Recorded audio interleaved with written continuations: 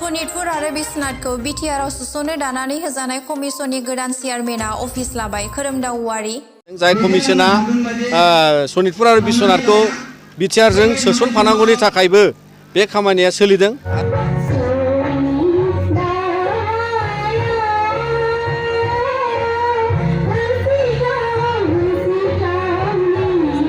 मोननैबे बोसोराव बिनिनो 10,442 फरायसायाल' मेट्रिकखौ उथ्रिसार जानो हादों।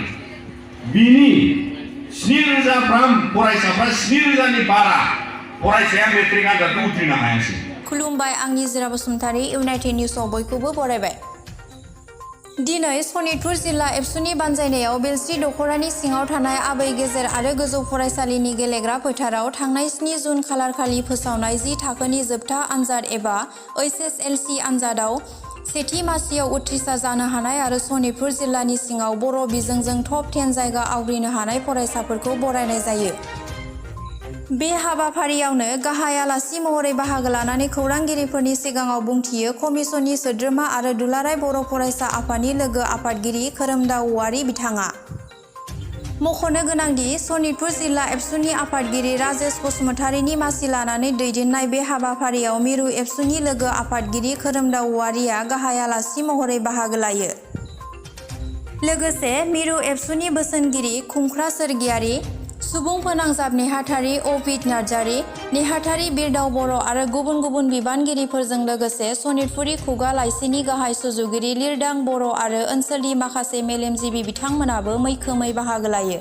दुलाराय बर' फरायसा आफादनि बेन्दोङाव मेट्रिक आनजाद देग्लाय बोसोरनि सेथि थाखोआव उथ्रिसारनो हानाय 120 फरायसाफ्रा उथ्रिसारनो हादों सनितपुर जिल्लायाव। बिनिनो दिनै बिथांमोनहा टप 10 जाय जायगा आवग्रिनो हादों बिथांमोनखौ बेवहाय मान बावदों। दा बेयो जोबोद गोजोनथाव बाथ्रा। दिनै सनितपुर जिल्लानि सिङाव जोङो गोबां दुखु जारलानि गेजेरावब्लाबो गोबां फरायसाफ्रा गाव गावनि नाजानायजों आरो बेयाव गोबां फरायसालिनि थासारिया मोजां नंसोआ। जोङो मिथियो बेयाव दिनैहाय भेन्सार हाइ स्कुल गोबां दङ। दा भेन्सार हाइ स्कुलनि फरायसाफ्रा गाव गावनि न' खाथिनि हाइ स्कुलाव मेट्रिक आनजाद होनो मोना। बिथांमोना गोबां खस्थ'नि गेजेरजों गोबां गोजान जायगायाव थांनानै मेट्रिक आनजाद होयो। दा दिनै थेवबो बे जायगानिफ्राय गोबां बेवहाय मेट्रिक आनजादाव उथ्रिसारनो हानायजों लोगोसेयै सेथि थाखोबो मोननो हादों। दा बेयाव जोङो मिजिंथियो जे फैबाय थानाय समाव आसाम सरकार दिनैहाय बेयाव जोथोन लानांगोन जे जोंनि बेयाव भेन्सार स्कुलनि जेंनाया जोंखौ आरोबाव गोलैसोनाय मोनसे थासारियाव दोनदों। बेयो जुदि दिनै सरकारि जायोबा, प्रभिन्सियेलाइज जायोबा सोलोंथाइनि थासारिया मोनसे मोजां महर मोनगोन। बिनि सायाव दुलाराय बर' फरायसा आफादा आसा दङ आरो दुलाराय बर' फरायसा आफादा आदब आरो गुन गोनां सोलोंथाइनि मावथांखि लानानै जोङो बायदि हाबाफारिनि रोखोम लानानै जोङो बेवहाय हाबाफारि लालांगोन जाहाथे जोंनि फरायसाफ्रा खुनु गुन गोनां सोलोंथाइनिफ्राय जों खहा जाया। आरो बेखौ नोजोर बोनानै दिनै जोंनि गेजेराव गोबां रोखोमनि हाबाफारि जोङो दुलाराय बर' फरायसा आफादा जिल्ला आरो दख'राफ्रा बेयाव लागासिनो दङ। आरो बिनि गेजेरजोंसो दिनै बेवहाय जोङो सनितपुर जिल्लानि सिङाव बेबादि मोनसे सोलोंथाइनि थासारि जे बेयाव फोरोंगिरि बिथांमोन, बेजों लोगोसे जोंनि बिमा बिफा दिथागिरि आरो गासै दुलाराय बर' फरायसा आफादनि मावथि बिथांमोना बायदि रोखोमनि हाबाफारिनि गेजेरजों सांग्रांथि होनाय आरो अरायसम फरायसाफोरखौ थुलुंगा होनाय हाबाफारि लानानै जोङो मिजिंथिदों फैगोन बोसोराव जे बिथांमोननि जिल्लायाव 1,000निबो बारा अरायसम मेट्रिक आनजाद होयो। दा बिनिनो जाहाथे रोजासे फरायसाफ्राबो गासिबो मेट्रिक आनजादखौ उथ्रिसारनो हायो बिनि मोनसे मिजिं लाखिदों जों दुलाराय बर' फरायसा आफादा। दिनैनि नैबेबादि मोनसे बिराद गिदिर गोजोन बाख्नायथाव मोनसे हाबाफारिनि गेजेरजों जोङो बेफोर मोनसे सोलोंथाइनि जौगानाय थासारियाव थांनो थाखाय जों अरायसम थियारि। फरायसा आफादा बिटिआर गोरोबथानि उनाव जोंहा मोनसे जि आद्रा खामानि दङ बे एकर्डनि गेजेरजों दिनै आसाम सरकारा मोनसे कमिसन दानाय जादों। जाय कमिसना सनितपुर आरो बिश्वनाथखौ बिटिआरजों सोसनफानांगौनि थाखायबो बे खामानिया सोलिदों आरो बेखौ लानानै दुलाराय बर' फरायसा आफाद हिसाबै जोङो दिनै नाजाथाबगासिनो दङ आरो बियो थाबैनो मोनसे मोगथां महर मोनगोन। आरो बिनि सायाव जोङो बे खामानिखौ दिनै खुब स्पिडआव बियो मावजागासिनो। आरो दिनैनि समाव थांनाय 2 बोसोराव जि मोनसे दिले जाबाय एबा सासे चेयारमेन गेजेरावनो जोंना रुंसारि जालांदों बिथाङा, आरो बिनि अनगायै गोदान चेयारमेन दिनै जाय बिथाङा अफिस लाबाय बिनि गेजेरजों खामानिया मोजाङैनो सोलिदों आरो बे थाबैनो मोगथां महर मोनगोन।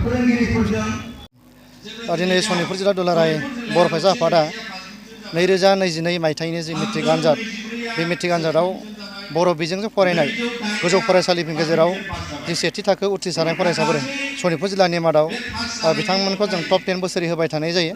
बे टप 10 जि बरायनाय हाबाफारि बेयो दिनै बेलसि दख'र दुलाराय बर'फोर आफादनि बेन्दोङाव थानाय आबै पुर्निमा गोजौ फरायसालियाव बियो जानानै थांबाय। दा बे हाबाफारियाव दुलाराय बर'फोर आफादनि मानगोनां लोगो आफादगिरि खोरोमदाव सार बिथाङा गाहाय आलासि महरै बाहागो लाफैनो हादों आरो बेखेवगिरि महरै बाहागो लाफैनो हादों दुलाराय बर'फोर आफादनिनो बोसोनगिरि मानगोनां फन सरकारि बिथाङा आरो बेजों लोगोसे दुलाराय बर'फोर आफादनि गोबां दैदेनगिरि आरो गुबुन गुबुन बे जिल्लानि गुबुन गुबुन आफादनिफ्राय बेवहाय बाहागो लाफैदों। हाबाफारिया थारैनो जोबोद जारिमिनारि होननानै बुंनांगोन। मानो होनबा सनितपुर जिल्लायाव देग्लाय 2022 मायथाइयाव जि बर' बिजोंजों फार्स्ट डिभिजन उथ्रिसारनाय बियो बयनिख्रुइबो बांसिन जादों।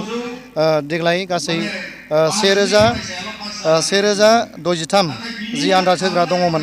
1063 आनजाद होनायनि गेजेराव सा 120आ सेथि थाखोआव उथ्रिसार जादों। 324आ नैथि थाखोआव उथ्रिसार जादों। सा 208आ थामथि थाखोआव उथ्रिसार जादों। गासै उथ्रिसार जानायनि अनजिमाया जाहैबाय बेवहाय दङ। दा बेवहाय फरायसाफोरा दा जोंनि जि पार्सेन्टेज बेयाव गासै सा 411 उथ्रिसार जानो हायाखै। दा उथ्रिनायनि जि हार बियो 61.34 जादों। गामाखालि बोसोराव जिबायदि जौखोन्दो जायोमोन बियो देग्लाय गोजौसिन जादों। दा अब्लाबो जोंहा मोनसे आद्रा जानानै थाबाय सिमाङा, बेनो जाहैबाय दुलाराय बर' आफादनि जि टप 10 सायख'नाय बे टप 10नि जोबथा जि टप बिथांमोननि नाम्बारा जाहैबाय 529 63.17। दा होमबा जोंनि जिल्लानि टपआव जाय आवग्रिना दङ बिथांनि हाइस्ट नाम्बारा जाहैबाय 517। जोङो दुलाराय बर'फोर आफादनि टप 10आव हाबैनि थाखाय जोङो 7 जौखोन्दोनि उन जानानै दङ। थामहिनबा 42 नाम्बारनि उन जानानै दङ। आं बेनि थाखायनो खावलायदों सनितपुर जिल्लानि बेसेबां फरायसुलिफोर दङ जोंहा मोनसे थांखि दङ जाहाथे गुन गोनां सोलोंथाइ लानानै फरायसाफ्रा मोजाङै गावनि थांखि बेखौ जाफुंसार होनो हायो। बेनिखायनो फैबाय थानाय समाव आं साफ्रोमबो फरायसुलिफोरखौ दिनै इसिबां फरायदों बिनिख्रुइबो बांसिन खस्थ' खालामनानै फरायनो खावलायबाय आरो बे हाबाफारियाव दिथागिरि बिथांमोनखौबो खावलायनो नागिरदों जाहाथे गाव गावनि गथ' गथायफोरखौ फरायनायनि थाखाय जिबायदि सुबिदा होनांगौ बेखौ जाहाथे सुबिदा होनो हायो। आरो बेजों लोगोसे जेसेबां फरायसालिफोरनि फोरोंगिरिफोर दङ बिथांमोनखौ आं जाहाथे खावलायदों फैबाय थानाय समाव जाहाथे बर' फरायसाफोरखौ बिनिख्रुइ बांसिन मोजां सोलोंथाइ होनो हायो। बे सोलोंथाइ होनायाव जाहाथे बाहागो लायो। आं दिनैनि बे खोथा